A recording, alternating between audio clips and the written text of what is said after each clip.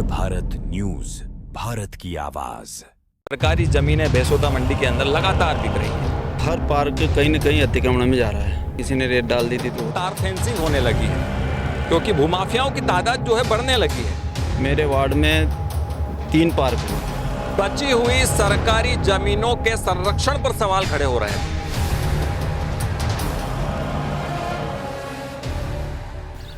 नमस्कार, अतुल्य भारत में आपका स्वागत है और मैं हूं आपके साथ कपिल चौहान। बेसोदा मंडी में लगातार बची हुई सरकारी जमीनों के संरक्षण पर सवाल खड़े हो रहे थे। सरकारी पार्क की बात हो, स्लम एरिया की बात हो, या फिर वो सारी सरकारी यूज की, सार्वजनिक उपयोग की, सार्वजनिक हित की वो भूमियां जो लगातार भूमाफियाओं के निशाने पर थी, कई तो ठिकाने लग चुकी है और अब जो बची कुची है उसमें नगर परिषद का एक सराहनीय कदम निकलकर सामने आया है। हम इस वक्त जहां मौजूद हैं वो भी एक सरकारी पार्क के नाम से नगर परिषद के आबादी नक्शों में दर्ज है। जो तार फेंसिंग आप मेरे पीछे देख रहे हैं वो तार फेंसिंग नगर परिषद द्वारा करवाई गई है। ये इसलिए करवाई गई है ताकि लोगों को ये मालूम पड़ जाए कि आखिर ये एक सरकारी पार्क है। इसी तरह के लगभग आधा दर्जन से ज़्यादा सरकारी पार्क बेसोदा मंडी नगर परिषद के क्षेत्रांतर्गत आते हैं। उनकी भूमियां भी खाली पड़ी हुई है। रख रखाव के अभाव में वहां पर कहीं कब्जे हो चुके हैं, ओने कोने बिक चुके हैं। अब ऐसे में नगर परिषद का एक एक्शन मोड नजर आता है जब नगर परिषद द्वारा इस पूरी ही भूमि पर तार फेंसिंग करा दी जाती है। एक जिम यहां संचालित होता था पूर्व में, उसी के सामने ये पार्क है, सरकारी पार्क के नाम से नगर परिषद में दर्ज है। खुला पड़ा था, नगर परिषद का गठन हुआ, उसके बाद लगातार प्रयास जनप्रतिनिधियों द्वारा भी किए जा रहे थे। अतुल्य भारत भी लगातार, एसके मीडिया न्यूज़ नेटवर्क भी लगातार खबरों का प्रसारण कर रहा था। अब नगर परिषद ने कहीं न कहीं सुध ली है और ये तार फेंसिंग जो है इसके अंतर करवाई है ताकि जो है इस भूमि का संरक्षण किया जा सके, इस भूमि को अवैध रूप से बेचान से बचाया जा सके। अब ऐसे में सवाल उठता है कि क्या नगर परिषद सिर्फ एकमात्र इसी पार्क तक सीमित रहेगी या नगर परिषद के क्षेत्र अंतर्गत अन्य जो पार्क हैं उस पर भी इस तरह के कदम उठाए जाएंगे, संरक्षण किया जाएगा। क्योंकि अगर सार्वजनिक भूमियां ही बिक जाएगी तो फिर सार्वजनिक हित के उपयोग के जो निर्माण होने हैं, सार्वजनिक हित किस तरह से प्रभावित होगा और लोगों को जवाब क्या देना होगा। तो ये जो पार्क है, इस तरह के कई पार्क है, अनेक पार्क नगर परिषद बेसोदा के अंतर्गत स्थगित हैं और कागजों में जो है, अब कागजों से जो है एक तरह से इनको वापस से या कहें कि इम्प्लीमेंट किया जा रहा है ग्राउंड पर लेकर के, और तार फेंसिंग यहाँ पर करा दी गई है। तार फेंसिंग कराने के बाद अब नगर परिषद इसको पार्क के रूप में डेवलप करती है या नहीं करती है, ये तो एक बड़ा सवाल है। लेकिन ये जो कदम उठाया गया है वो बहुत ही सराहनीय है और इसी तरह की योजना अन्य पार्कों को संरक्षण के लिए भी लगातार उठाई जा रही है, ऐसा नगर परिषद ने बताया है। और लगातार जो है इन पार्कों के संरक्षण पर जो सवाल खड़े हो रहे थे उसको लेकर एक बड़ा एक एक्शन माना जा रहा है, शुरुआत कहीं ना कहीं हो चुकी है। संरक्षण पर लगातार सवाल खड़े हो रहे थे। सरकारी जमीनें बिक रही थी, सरकारी पार्क बिक रहे थे और स्लम एरिया भी बिक रहे हैं।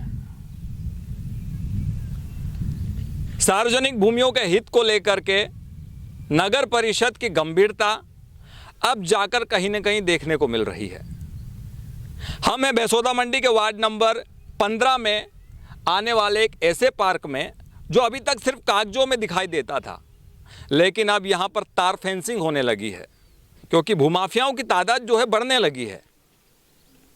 जमीन के सौदागर सरकारी जमीनों पर गिद्ध की निगाह लगाकर लगातार इनको बेचने का कार्य कर रहे थे, लेकिन ऐसे में अब नगर परिषद एक्शन मोड में है और नगर परिषद द्वारा यहाँ के जनप्रतिनिधियों की जागरूकता के द्वारा अब इन जमीनों के संरक्षण पर जो सवाल खड़े हो रहे थे उन पर कहीं ना कहीं विराम लगता हुआ दिखाई देने लगा है।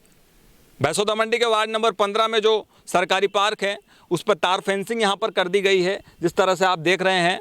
और हमारे साथ पार्षद प्रतिनिधि श्याम चंदेल हैं, हम उनसे जानेंगे कि आखिर उनके वार्ड में जो ये सरकारी पार्क था उस पर अब तार फेंसिंग हो चुकी है और किस तरह से इसको बचाने की जो है ज़रूरत महसूस हुई। खाली पड़ा हुआ था, तार फेंसिंग करनी पड़ी, क्या ज़रूरत पड़ी कि इसको तार फेंसिंग करने की आवश्यकता पड़ी। श्याम जी, हाँ स्वागत है आपका अतुल्य भारत में। जी, तार फेंसिंग यहाँ पर कर दी गई है, सरकारी पार्क कागजों में था, अभी भी है। कुछ पार्क ऐसे थे जो बिक चुके हैं, किसी के कोने कोने बिक चुके हैं, कुछ स्लम एरिया बिक चुका है। क्या ज़रूरत महसूस हो रही है जो इन पार्कों को बचाने की आवश्यकता महसूस हो रही है? कि ज़रूरत तो ये पड़ रही है कि हर पार्क कहीं ना कहीं अतिक्रमण में जा रहा है। तो हमें भी ऐसा लगा, यहाँ कुछ दिनों पहले ऐसा हुआ था, किसी ने रेत डाल दी थी, तो हो सकता है हमें दिमाग में ऐसा आया कि कहीं ना कहीं ये भी अतिक्रमण में चला जाएगा, लोग कब्जे कर लेंगे। तो हमने नगर परिषद से बात की, सीएमओ साहब से बात की, जनप्रतिनिधियों से सबसे बात की, श्याम जी भाई साहब पुराणिक जी सबसे, और सब यहाँ आए, उनको दिखाया गया कि आप करो काम, हम आपके साथ हैं, आप अभी तैयारी करो, इसकी खंबे वगैरह लगाओ, जो भी बिल आएगा हम देंगे और आप इसकी तार फेंसिंग करवाओ। कुल मिला के अभी तो निजी खर्चे पर यह संरक्षण किया जा रहा है। कुल मिला के ये भी मैंने करवाया, बाकी परिषद देगी सब काम। जी, मतलब तार फेंसिंग कराने का मुख्य उद्देश्य ये है कि इस पार्क को पार्क के अस्तित्व में ही रखा जाए और इस सरकारी ज़मीन को खुर्द-बुर्द नहीं हो सके और इसको बचाया जा सके। बिल्कुल बिल्कुल, यही सत्यता है कि तार फेंसिंग करवा के अपना यथास्थिति इस गार्डन को बचाया जा सके। अच्छा, आपके वार्ड में और कितने पार्क हैं? मेरे वार्ड में 3 पार्क और हैं अभी। 3 पार्क और हैं, तो उनको भी इस तरह की तार फेंसिंग कराई जाए? मेरी यही सोच है कि मैं जैसे इसको कंप्लीट कराया, ऐसे इसका जैसे मेरे को वापस बजट मिल जाएगा, मैं दूसरे गार्डन के लिए यही कदम उठाऊंगा ताकि उसको भी अपने नगर परिषद के अधीनस्थ कर सके। अतुल्य भारत की ओर से बहुत बहुत धन्यवाद आपका कि आपने निजी खर्चे पे एक सराहनीय कदम उठाया, क्योंकि कहीं ना कहीं सारी ज़मीनें बिक रही है, सरकारी जो पार्क हैं बिक जाएंगे, सार्वजनिक हित की भूमियां बिक जाएगी, तो फिर हम ज़मीन कहाँ से लाएंगे। यहाँ पर अगर हॉस्पिटलिटी की बात करें, एजुकेशन की बात करें, कोई शिक्षा विभाग की कोई बिल्डिंग का निर्माण होना है, स्कूल का निर्माण होना है, अस्पताल का निर्माण होना है, तो वो फिर कहाँ होगा। तो आपने बहुत अच्छा ये पहल है कि आपने निजी खर्चे पर आगे आकर के इसको संरक्षण को लेकर के जो मुहिम की है, इसके लिए बहुत बहुत हम आपको धन्यवाद देते हैं। और क्या कुछ कहेंगे यहाँ के लोगों?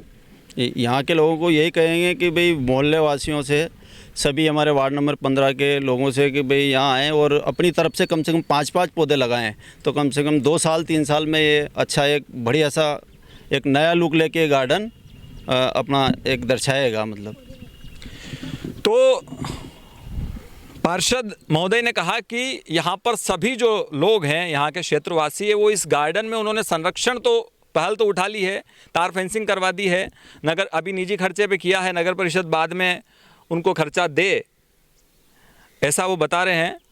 और सबसे बड़ी बात यह है कि संरक्षण के बाद यहाँ पर वृक्षारोपण हो, क्योंकि ये गार्डन तो है, अभी एक खाली पड़ी भूमि है, यहाँ पर वृक्षारोपण होगा तो ये गार्डन का स्वरूप धीरे धीरे लेने लगेगा। और कहीं ना कहीं जो सवाल खड़े होते हैं कि सरकारी ज़मीनें भैंसोदा मंडी के अंदर लगातार बिक रही है, वो चाहे राजनीतिक संरक्षण हो या अधिकारियों की मिलीभगत की बात करें या किसी भी तरह से हम उसको समझें, या तत्कालीन अधिकारी, तत्कालीन राजनेता किस तरह से इनको बेचने में लगे हुए हैं, ये कहीं ना कहीं काफ़ी सारे सवाल जो है आमजन के अंदर खड़े हो रहे थे।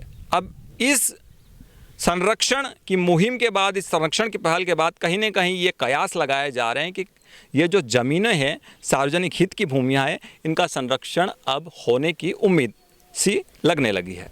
अतुल्य भारत के लिए भैंसोदा मंडी से जिला मंदसौर कपिल चौहान। सरकारी ज़मीनें भैंसोदा मंडी के अंदर लगातार बिक रही है, हर पार्क कहीं ना कहीं अतिक्रमण में जा रहा है, किसी ने रेत डाल दी थी तो तार फेंसिंग होने लगी है, क्योंकि भूमाफियाओं की तादाद जो है बढ़ने लगी है। मेरे वार्ड में 3 पार्क हैं। बची हुई सरकारी ज़मीनों के संरक्षण पर सवाल खड़े हो रहे हैं।